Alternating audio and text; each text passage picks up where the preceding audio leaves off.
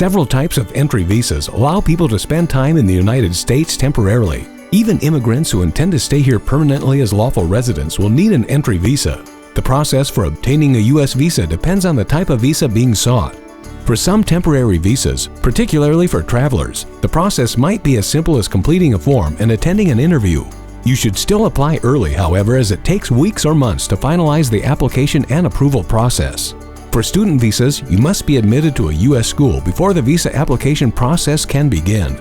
To acquire a work visa, you will in most cases need a U.S. employer to sponsor you and begin the application process. Most temporary visa applications require proof you can support yourself during your visit and that you are likely to return home afterward. You might also need to have a passport that won't expire until at least 6 months after you plan to leave the United States. For a so-called immigrant visa, which allows you to become a U.S. resident with a green card, the process is typically much more complicated and usually requires a U.S. sponsor.